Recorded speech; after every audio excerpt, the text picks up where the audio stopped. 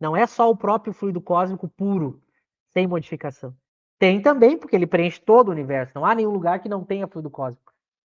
Mas esse tipo de matéria, esses tipos, porque é no plural, que os nossos instrumentos não captam, são outras modificações do fluido cósmico universal. Então, à medida, por exemplo, que a ciência daqui vai evoluindo e fazendo instrumentos novos, ela vai captando matérias novas que são outras modificações do fluido cósmico universal. Então, é sempre no plural. O fluido cósmico universal, ele é o elementar, que dá origem a tudo. E todos os outros tipos de matéria são modificações dele. Algumas dessas modificações, os nossos olhos do corpo captam e os nossos instrumentos captam, outros não. Outros, a ciência está desenvolvendo instrumentos para captar e outros ele ainda está longe de captar. Por exemplo, o perispírito. O perispírito é feito do fluido cósmico universal. Só que os nossos instrumentos não captam esse perispírito. Por isso que a gente precisa da mediunidade. A mediunidade é o instrumento que capta esse perispírito e o espírito pode se comunicar. Mas um instrumento que não seja o médium, a gente não tem. Laura, pode falar. O Luciano faz esse comentário aí. Quando o Michel falou em matérias, mas veja bem, mas o elemento gerador de tudo é essa matéria que nós nossos instrumentos não identificam, não captam. É o que o Michel falou. Ele está falando que todas as matérias que nós conhecemos, né, é oriunda desse fluido cósmico universal. Michel, mas é isso aí, né? Não, mas não tem nenhum problema falar no singular. Porque quando eu digo no singular, eu posso falar, por exemplo, no fluido cósmico universal, no singular, e ele significa todos os tipos de matéria. Lembra quando a gente estudava na matemática e na lógica o que era união, o que era conjunto? Se eu pegar um grande círculo, e esse grande círculo eu chamar de fluido cósmico universal no singular, dentro dele eu tenho todos os tipos de matérias possíveis. Então aqui ele está se referindo à matéria no singular, porque ele se refere ao fluido cósmico universal, mas esse fluido cósmico universal pode se apresentar de infinitas maneiras. É isso que eu quis dizer. E o Herbert faz essa pergunta aí em relação a Marte, não identificar a matéria lá. Será que isso explica o vazio testemunhado em Marte? Será que nossos instrumentos não captam? Pode ser.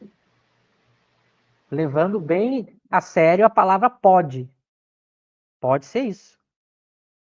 Não há nenhum problema lógico em pensar assim. Pode ser que os nossos instrumentos evoluindo.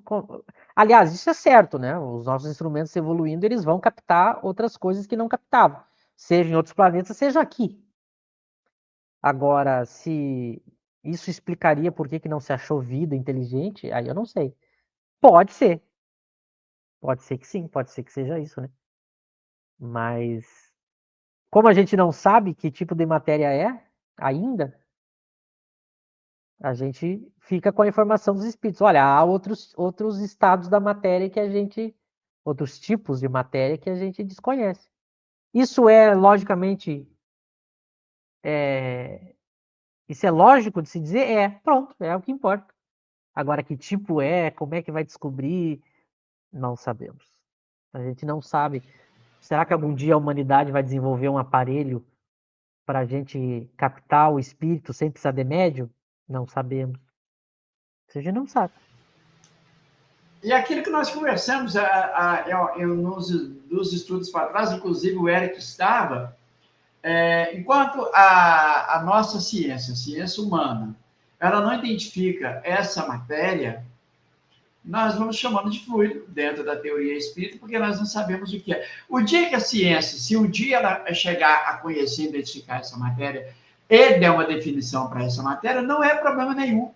Vamos imaginar que lá no futuro eles vão chamar essa matéria de, sei lá, dê um nome aí. Então, a gente assume a a postura de usar essa tecnologia, porque a ciência já identificou, como, por exemplo, a eletricidade, a energia, né, que hoje já é algo que se identifica, já tem um conceito na nossa ciência. Ô Michel, passo para você. É isso, porque o que pra gente, eu estou sendo rigoroso do ponto de vista teórico, né? Por exemplo, tem duas possibilidades. Ou a gente vai desenvolver aparelhos mais sofisticados e aí passar a enxergar a vida inteligente nos planetas do nosso sistema solar. É uma possibilidade. Então, por exemplo, quando a gente manda um robozinho para lá, alguma coisa, esse robozinho não tem a capacidade de acessar a matéria que tem lá e a gente não enxerga a civilização lá, a vida inteligente. Pode ser, mas pode ser também que esses planetas sejam vazios mesmo, né? Vazios que eu digo de vida inteligente, não tem vida inteligente lá, não tem civilização tal como a nossa lá. E aí os mundos que são habitados não são esses. Eles estão em outra parte do universo, isso é possível também. Isso também é possível. Pode ser que esses planetas sejam ensaios ou sejam tem uma outra função que a gente ainda não sabe. Veja, o que eu estou fazendo? Eu estou usando a lógicas possíveis para que a gente não pense quando surge alguém no movimento espírita dando uma resposta que é a resposta do espiritismo. São só conjecturas, especulação, a gente não sabe. O que a gente sabe através do espiritismo é os espíritos povoam outros mundos, inclusive encarnam em outros mundos. Isso a gente sabe. Agora, como é que é essa matéria, como é que são esses mundos? Aí alguém pode de repente pegar os relatos, mas Kardec relata lá sobre Júpiter na revista. Mas presta atenção como é que ele escreve lá. Ele escreve no poderia, seria, dizem os espíritos. Ele não confirma. Mas por que Kardec não confirma? Porque não tem como confirmar. Não tem como confirmar. Qual é o método ou o aparelho que eu vou usar para confirmar o que o espírito está dizendo? Não. Eu só pego o que ele está dizendo e pego aquilo que é lógico e possível. Por exemplo, há mundos melhores que o nosso, formado por espíritos mais evoluídos, em que eles desconhecem o ódio, a guerra, a miséria, as doenças. Isso há. Se a gente evoluir, um dia nós vamos ir para um mundo desse. Nota? Esses pontos que são mais relevantes e que não demandam uma investigação material da coisa, o Espiritismo estuda e fala. Agora, a parte material, esqueça. A parte material não é o Espiritismo quem vai estudar e confirmar. É papel das demais ciências. Pode falar, Laura.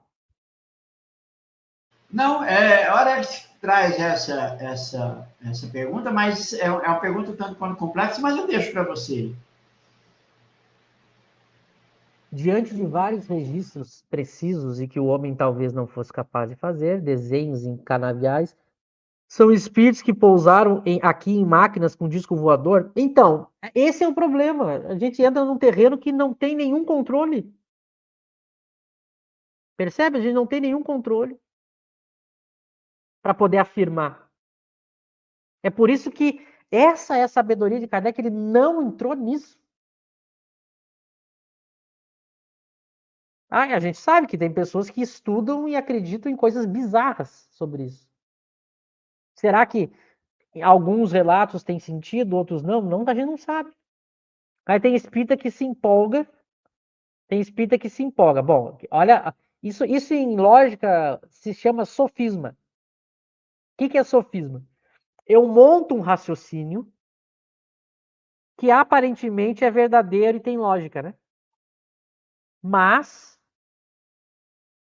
é falso.